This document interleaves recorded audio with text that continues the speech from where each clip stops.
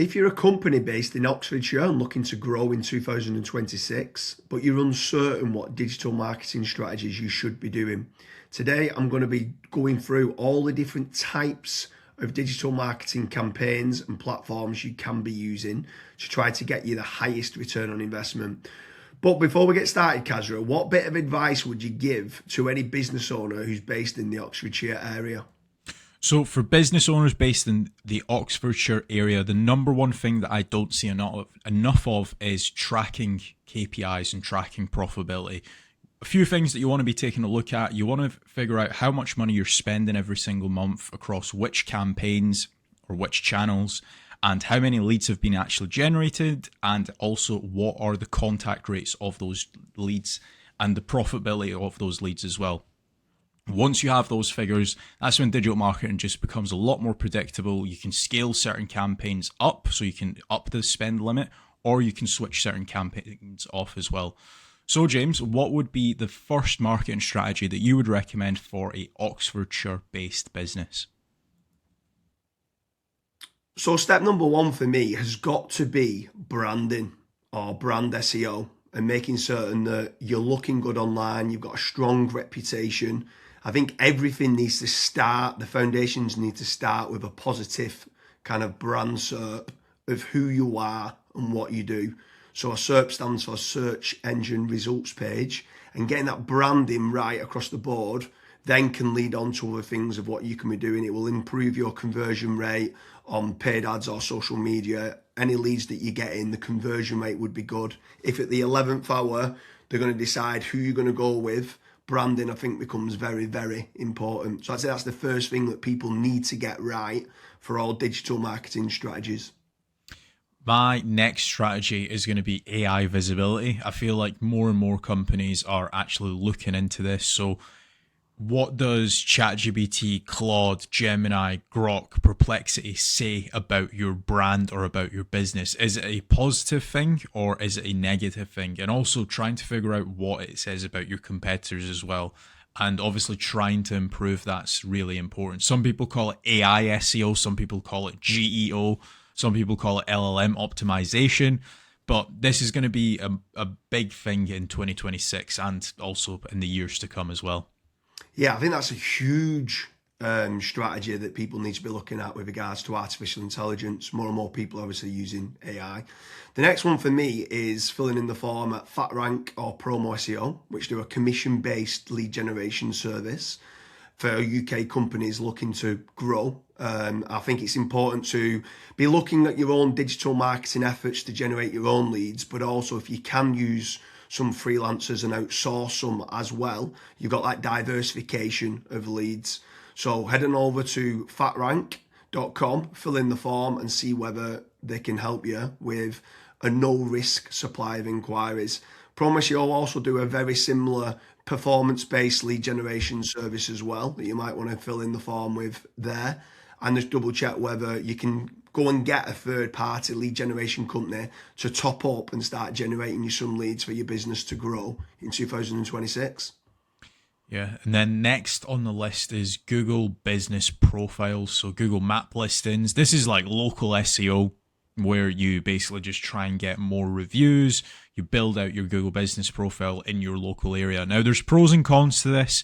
I think the biggest pro is that once it is actually ranking, you're going to be consistently generating leads. However, to get from nowhere, like let's say you do not have a Google Maps listing at all, to get it ranking to position number one, the issue you've got with that is there might be, let's say, a 60 or 100 review deficit. And to obviously get those reviews, you need leads. So it's one of those things. It's like the chicken and the egg. I for one just think it's good for personal branding or for branding of your company. So always try and get the Google Maps listing, but you should always know the pros and cons to it as well. Yeah, for certain. If you're in a local area, you want to try and get those local maps listing. For me, you need to be omni-channel and omnipresent. Yeah. I think the next part is SEO in general, so organic SEO. Can you be building up your website to try and get your website ranking better? If you are in local area, you might want to do your service with the area of where you cover. So like plumbing in Manchester, create a page for that. Hopefully then share that on the Google business profile of what you mentioned. But trying to get organic rankings, the amount of search volume that people are out there searching for different services of what you do, or it could be some blog posts that you could be doing as well. There's different strategies on there that you can be doing, but ideally you want good quality content, build up topical authority, and try and get some third-party backlinks to power up the site to get those organic SEO rankings. I think that's another big part that you need to be doing as part of your digital marketing strategies in 2026. Yeah, and then the next one, which kind of ties back to what you were saying before, James, is obviously organic social media. Now, organic social media, I think it's more of a numbers game. So try to create good content that your audience would actually view. Like I see this time and time again where I look at brands and they've just published maybe 4 or 5 posts on their Instagram profile and they've not been active for 3 years, right? That's not going to drive you sales. But if you can do how-tos, if you can do guides, maybe you can do before and afters, right? If you can do content like that, that way people will see you on socials and they will actually click to actually figure out more about you, fill in the contact form. The caveat to organic social media, yes, it's free to do. It's not like PPC, for example, but it is very much a numbers game. So you want to be consistently uploading, maybe not every day, but at least 3 or 4 times a week.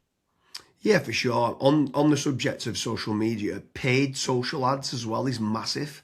I'm a massive advocate of the kind of the $1 a day strategy of what people talk about. So if you are going to be taking the time to be posting every day, like you mentioned there, for organic social media, just spending a few pounds on those posts and boosting it.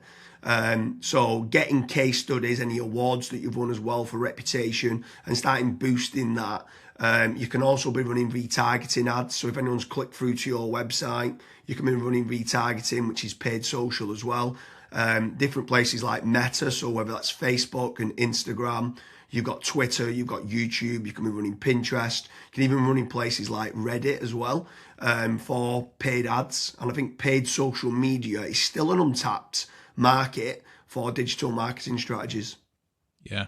The next one is it's probably a love-hate relationship. It's PPC, right? Google AdWords or doing it on Bing, wherever. That's basically the sponsored results. So if you search for a service, it's above local SEO.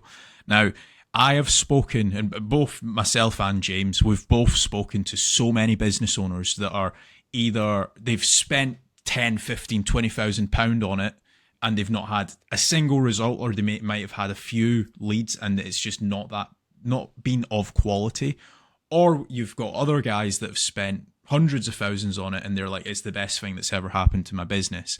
Now, the reason why people are either they absolutely love it or they absolutely hate it is probably down to how it's been set up. Like there's so many different nuances to PPC, like for example, having a really proactive negative keyword list, making certain that you have a set of banned IPs. Like, for example, your competitors could be clicking on your ads and that's deemed as what's called click fraud.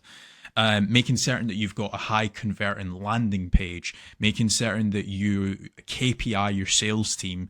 So when a PPC lead comes in, that is one of the first priorities that they actually take when it comes to contacting the lead. There's all of these different nuances, and if you're not on the ball with PPC, it's probably not going to work for your business. However, if you've got a really good, well-refined sales team, you've got a really good landing page, you've got a well-kept, up-to-date negative keyword list, you are using click fraud software, at that point, it will actually probably perform well for you. But again, just know the pros and cons to PPC. Yeah, for sure. There's certainly pros and cons. There's benefits of using it to get instant leads. But like you said, the amount of people that we speak to that have burnt a lot of budget and not had the inquiries and stuff that's come through as part of the digital marketing is pretty scary. While we're on the subject of paid, obviously we spoke about paid social ads and now you've spoke there about PPC with Google or Bing. I'm going to throw in the mix paid ads on AI platforms. It's not fully rolled out as we're doing this video, but I know that ChatGPT are looking to try and roll out ChatGPT ads. Claude, Perplexity, other kind of LLMs might start rolling it out in 2026. I think if you're one of the early adopters and innovators to get on there, I think you could be getting cheap leads or cheap contact form submissions. So it's something to look out for of doing paid AI listings and ads. I think that could be something to look out for in 2026. Next on the list, and this is a little bit out of control. You do obviously have like forums that you can get your brand mentioned in, like for example, Reddit and Quora. That very much comes down to the after fact. Like, where are your customers that you've been dealing with previously? Are they actually raving and shouting about you? If they are, then that's a very good resource of getting other people recommending you. So if you can get that, again, it's a little bit out of your control, but asking for reviews, asking for them to recommend you to friends, to people, that can obviously generate you a decent amount of leads and inquiries as well. Yeah, for sure. And the add-on benefits to places like Reddit is that it's getting cited so much now in the AI overviews. So when you spoke there early on about AI visibility, if you can try to get a positive kind of lot of people talking about the products and services of what you do and some reviews on there, it's indirectly then going to help you, or directly actually is going to help you with AI visibility. And then the last one for me is tradesman websites, so like Check a Trade, Bark, or teaming up with a third party lead generation company. Something I would say with all of these practices, Kazza touched on earlier about making certain that you understand your KPIs and your ROAS, return on ad spend. I think it's very important for business owners that are doing any sort of digital marketing to be tracking how much time and effort's being put into, let's say, running organic social media or running paid ads.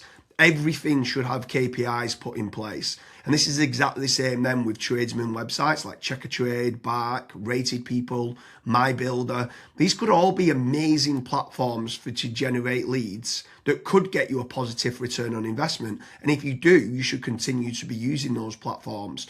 There's certain lead generation companies out there as well that could generate you quite a lot of leads. They could be using organic SEO or PPC or social media ads to generate you those leads.